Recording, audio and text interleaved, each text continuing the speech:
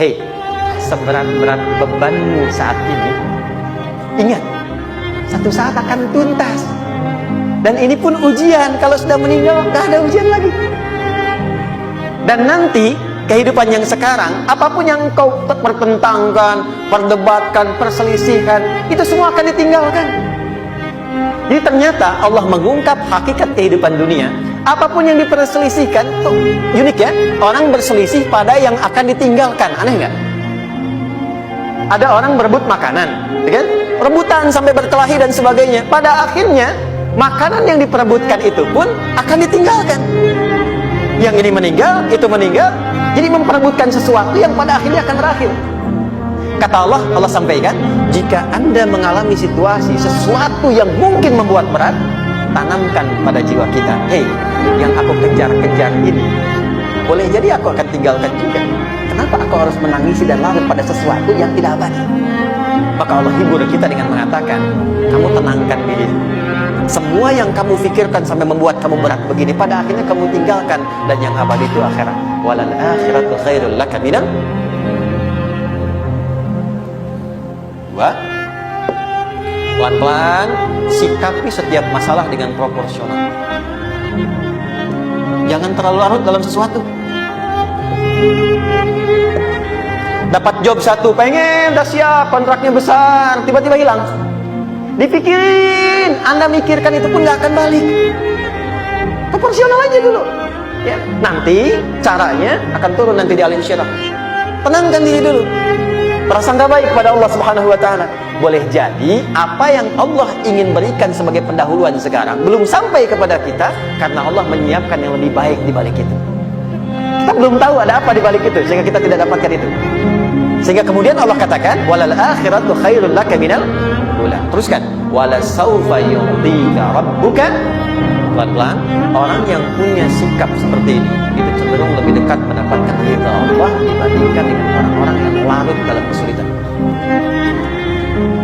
Orang yang move on dengan setiap persoalan dalam kehidupan, cepat berpikir secara proporsional, tidak menggantungkan hidupnya pada persoalan tertentu sehingga membuat dia menjadi beban, itu lebih mendekatkan dirinya kepada ridha Allah dibandingkan dengan orang yang meratapi persoalan hidup.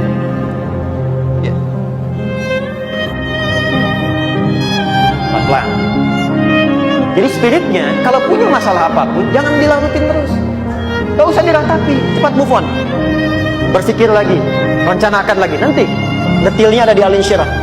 Tapi poin besarnya, janji Allah mengatakan, kalau Anda bisa move on proporsional, maka yang dijanjikan oleh Allah, di situ Allah percepat datangnya ridha Allah Subhanahu wa ta'ala. Kalau ridha Allah sudah datang, maka akan dua yang diberikan.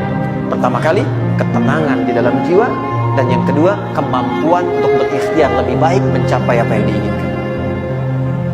Satu,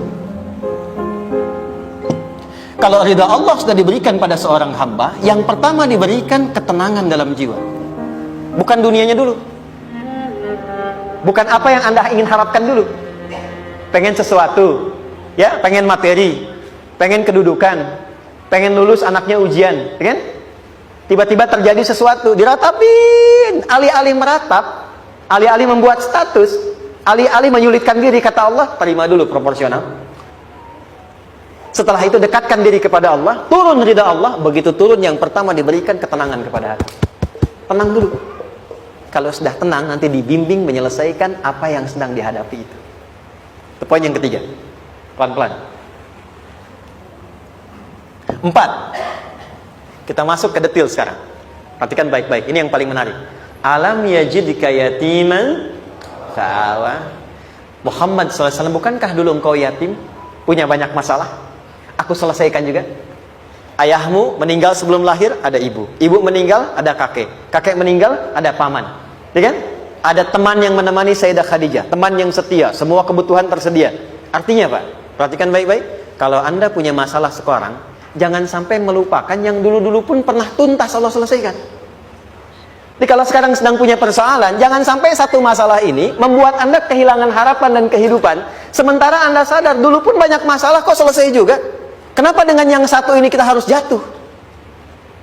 Sekarang usia berapa? 20, 30, 40, 50. Sekarang usia 50 tahun, ada masalah, baru 5 menit datang sudah merasa jatuh. Yang 50 tahun ke belakang yang banyak selesai itu kita nilai atau tidak? Maka kata Allah, seperti yang dulu pernah aku selesaikan ribuan masalah itu, yang sekarang pun mudah aku tuntaskan. Jelas? Nah, secara psikologi, orang-orang yang selalu bertindak seperti itu akan selalu punya harapan lebih tinggi untuk menyelesaikan persoalannya. Jadi kalau sedang punya masalah, pikirkan yang dulu juga selesai, masa yang sekarang nggak selesai. Itu prinsipnya.